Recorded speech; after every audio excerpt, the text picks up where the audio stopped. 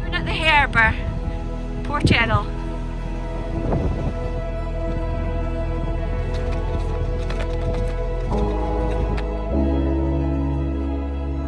Working hard so that this harbour can be kept afloat.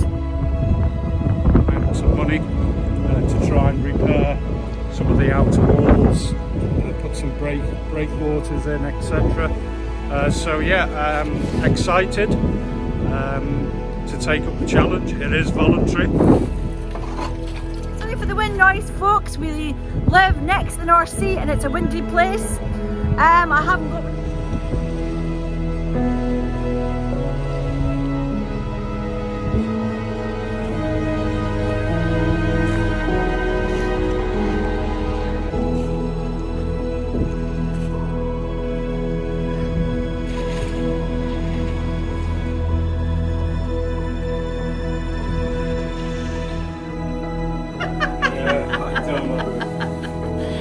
A fisherman's work is never done, is it? No, absolutely not.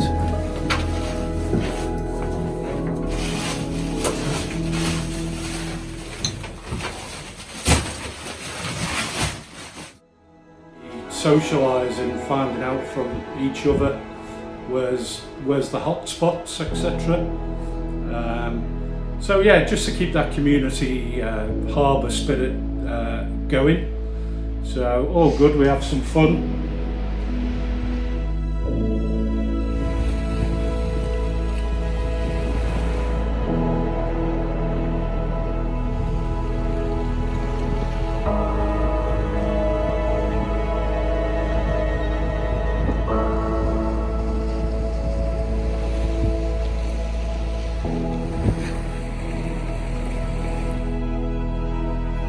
Again.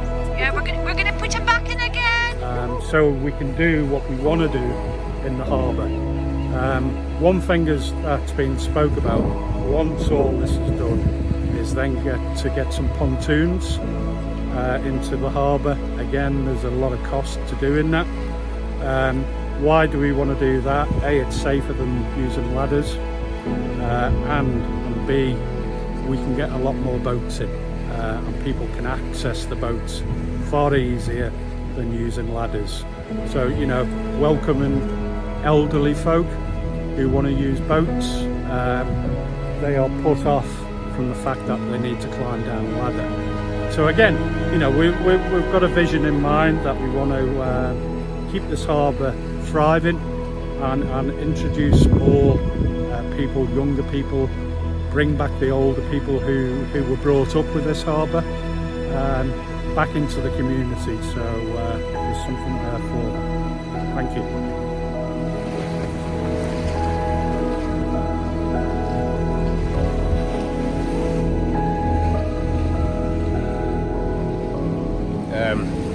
And we've basically got a company in to concrete the area off.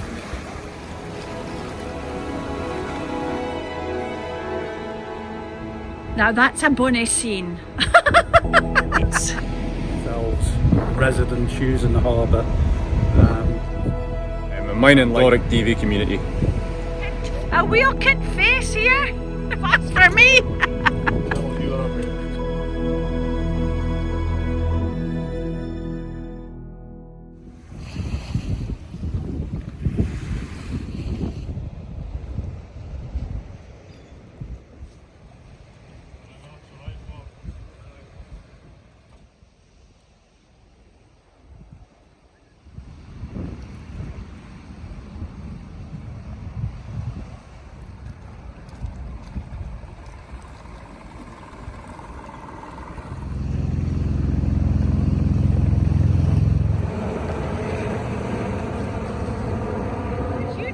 Intently videoed what's going on the harbour here for I don't know how many years.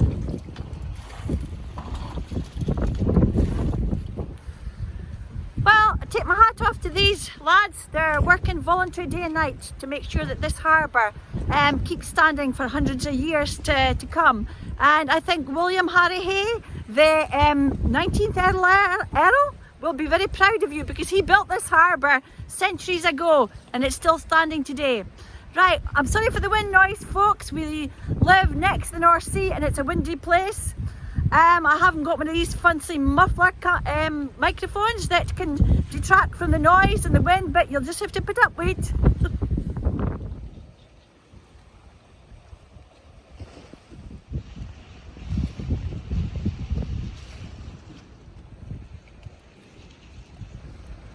Well, Doric TV is very close to home today, right on our doorstep. As you know, I have looked at this harbour for decades since coming back to this area, and I love the harbour, you know, and so does many other people. We just love Port Erroll Harbour. Well, I'm not a historian, folks. I love to know about history, but I'm not a historian. But if you ping back to I think it's the 18th or the 19th Earl of Erroll, William Harry Hay, the Hay clan, right? He was the beneficiary to Port Erroll, the harbour. He built the harbour, the church, the Congregational Church, the hall, something else. Anyway, we're doing this for him. It's one of the things we're doing it for. He built this harbour.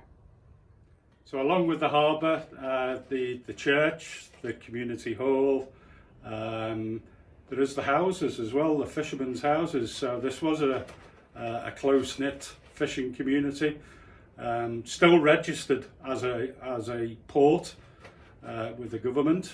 So we have tried to make some changes to the harbour. We're trying to get the appearance of the harbour a lot more appeasing to people's eyes. So all told, we have round about 19 to 20 boats in here, with 7 of the boats being licensed commercial guys.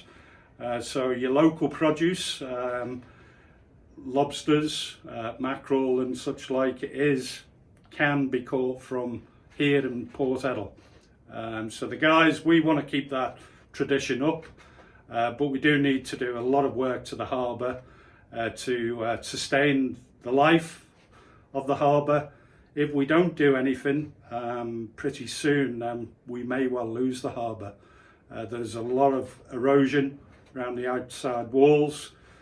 So yeah, we want to try and bring the community in to understand, you know, with all the history that this place has had, Cruden Bay, and we need to all do our bit to make sure that it's there for future generations to enjoy as we have.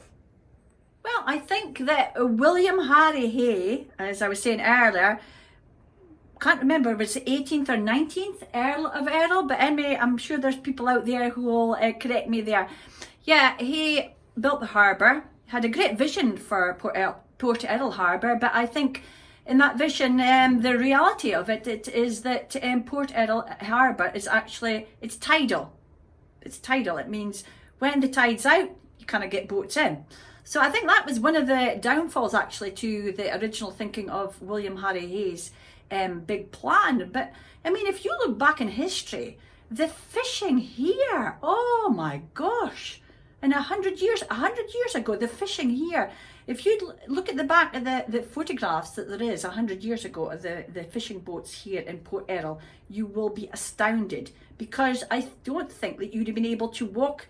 You could have walked along the harbour. You could walk from boat to boat. So you could actually walk from boat to boat. It was that popular. The whole harbour was jam-packed full of fishermen going for the headings, and obviously the local salmon when it was in season. So yeah, steeped in tradition, it is a fishing port, and we want to continue to provide that facility so that we can do our bit to make sure that we're putting back into the local communities local produce such as lobsters, crabs and mackerel in season. The herrings have disappeared. They're a bit. They're patchy now. You get them in small numbers again. Yeah, probably in deeper water now, isn't it? Yeah, it was a bit further offshore you would get them, but they've started to make an appearance again. So you know, it's always fine to see them coming back in. Yeah, absolutely. And one thing keeping with tradition, you know, a lot of the catch from Port Erroll Harbour is line caught. It is not like the big commercial trawlers where they just sweep the oceans, etc. We are line caught products. Sustainable fish, you can't be. Yeah, absolutely. What is sustainable fishing? What is that? Sustainable fishing, it's making sure there's enough catch for your future generations, and We don't overfish. you don't overfish, you don't take undersized fish. You know, you just kind of plod away and making sure the lobsters, you know, you got Aye. the lobsters come in. We're just past the best parts of the season. Probably kicks off roughly around about start of July, August. But you've got to make sure when you've got the creels in, that when you're bringing the lobsters up, if you're that lucky, that they're not buried. And you absolutely need to make sure that you measure them for the right legal size. So we insist on that. And that's sustainable for the harbour and obviously for the local area. also lobsters. You can V-notch them basically if they're a pregnant female. If they're buried up, that means they've got eggs under their tail. You can put a notch in the back of their tail, and that basically tells other fishermen that, you know, this is a breeding female, and if it's got a notch in it, it's illegal to take it, and well, it's illegal to take it from the sea, and they must be returned live and well, straight away. So, you know, that's also sustainable fishing, and that's what it's about, Ken. Yeah. Can I ask you? You're a young local lad. Aye. Ian's a bit older. A lot older. Lovely to see youngsters on board fishing here, fishing our waters. Do you do this as a hobby, or do you do this as a bigger concern? I just do this as a hobby. My full-time job, I'm a joiner with a local building company, so I just do this for a bit of fun. I've got a boat in the harbour, the boy John. It's a 16-foot long liner, so you know that keeps me busy on weekends. And the plan is one day, hopefully, me and my brother, he works on a commercial trawler, so we've got a plan to get our own boat on the go and, you know, continue the tradition of fishermen again. Absolutely, and that's what we need. We need young people to keep this harbour going. And John's been amazing. I mean, the fact that he's a joiner as well, and we look for voluntary work down here. Being a joiner has many benefits to the harbour. I think John done the sheddy for us. It was old rack and ruin at one point. So new fascias on quite a few of the sheds. Seating area outside, John again has been helpful. And we've recently put in a load of new ladders into the harbour, and John was instrumental in getting them ladders up. So yeah, we are a small community, we're a small harbour, but we all do our bit, and we want to keep that going. I'd like to also thank a lot of the local residents. You know, one thing for me, it is voluntary. The local residents have actually commented very positively on the work that we've been doing, and even to the fact that, you know, a lot of the locals and the local residents are actually saying, please shout out if you need any help, assistance, even with it trimming, cutting grass, etc. It all helps, so I appreciate it. Aye, definitely. Well, a wee bit about my history. I was born and brought up along the shore there, just further on in Finnefall, on a farm. But I have got high interests in what's happening in the sea. Always have done. I think fishing and farming, especially if farming is next to the sea, then you're absolutely highly linked with what's both going on in the land and the sea. It's always intrigued me, these fishermen. I came back here probably 20 years ago, and I needed a bit of I needed a quiet solace. A solace is a place where you can come and contemplate where you're going to go with your life, because at that period of my time, my life has just went pear-shaped. You know where I came? I came and sat at the harbour here. I did. Right, okay, compose myself a bit because I'm very attached to the Port Erroll Harbour here. Anyway, my association has been long-standing, back with the likes of the salmon fishers, Bertie and Joseph. I used to stand and I used to video them, you know, taking their nets in, and I actually went out in a boat with Bertie and Joseph on the last few days of when they went out to salmon fish. Now that was a sad time, because that was the last of that era, that lads who did the salmon fishing bit here. Their forefathers were salmon fishers, and they fished by, I think it was steak net bag. Anyway, you know, he'll tell you that about in a minute. There is such a history, you know, of how active people fished here. And also, you know, when I think back of the days of Jockey Kensett, gosh, Jockey, you know, we so miss Jockey here at the harbour. And young John had to go into Peterhead to fish there, for the bigger harbour, obviously, the bigger facilities there. We are so glad of these lads who are carrying on the tradition and who are carrying on the footsteps of those lads that we just love dearly. What is it, when you go out fishing, what is it you fish for? Being a hobby fisherman, I just do a bit of everything. I shoot a couple of creels for lobsters and crabs, or partings as we call them locally. Mackerel when the season's on. The ways of fishing in the past, is there still a connection between these lads, the way that they fished in the past to how you fish now? Personally, well, the more traditional way of fishing was like you've seen here, a bog net for salmon and sea trout. It's not used so much nowadays with the restrictions on salmon fishing and the decline in them. But modern fishing, it tends, well, for the harbour anyway, it tends to be more hand line, stripper systems and individual pots instead of fleets of maybe 40 or 50. It's a smaller, it's a downgrade in size compared to some of the bigger commercial boats, but it's still an effective way of catching, and it's a more, I think it's a more efficient way. You know, you can target specific areas, and that's basically it, eh? It's harder work as well. You get a lot more enjoyment out of it. Yeah.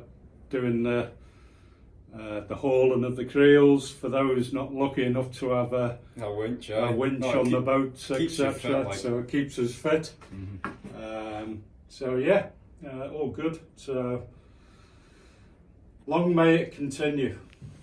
You know, the saddest sight of in the harbour is when the boats come out the harbour. When the boats come out, the life seems to come out of the harbour. But you know what? Over the winter time, you know, and we come down and we have a look at the harbour, it's still there. The tide comes in, the tide comes out, and we just dream of the day, as these lads were saying, when the boats get back in the springtime. And that's how it goes with fishing, isn't it?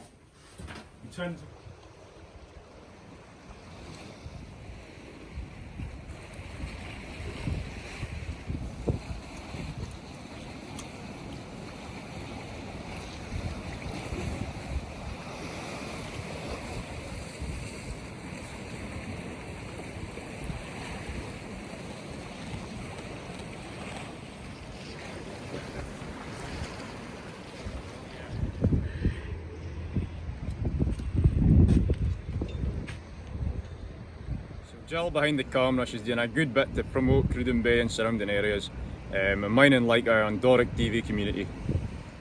So I'd just like to take this opportunity to thank Jill and Doric TV.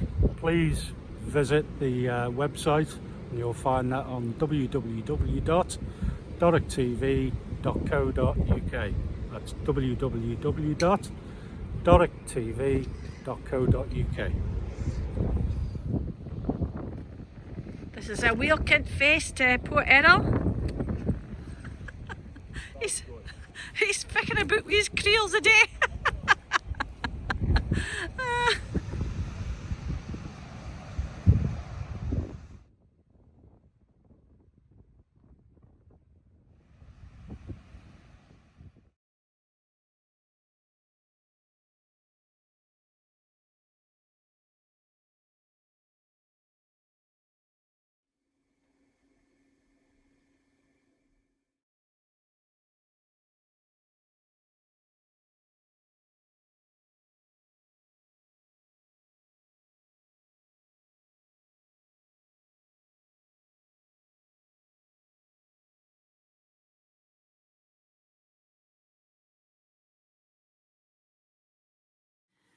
Well, on a personal closing note, I just reached a monumental milestone.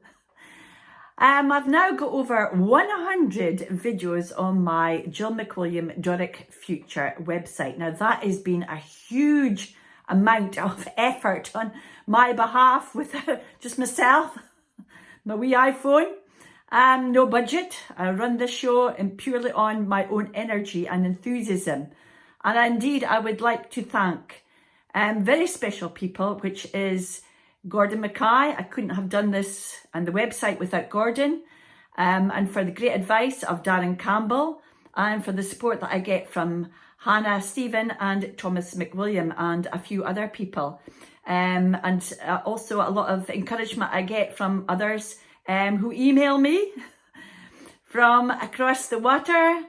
Susie Carruth, also Hamish Kemp, and from Ewan Carmichael. Now, and these people have been invaluable to me, and I couldn't have done this project without you all. So indeed, please keep tuning in to Doric TV, and indeed join the Doric TV community, because that's the only way that we're going to have a media platform for Aberdeenshire to promote who we are in Aberdeenshire the day.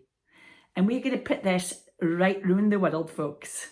And it's on www.dorictv.co.uk. So go on and indeed join the Doric community. It doesn't cost you anything. All you need to do is to put your name, your email address, and all that will happen is you'll get a wee email now and again pinged to you for Gordon to tell you if it's next on Doric TV, fit a video I've made next, and also some news for this corner of the world. Okay, see you later.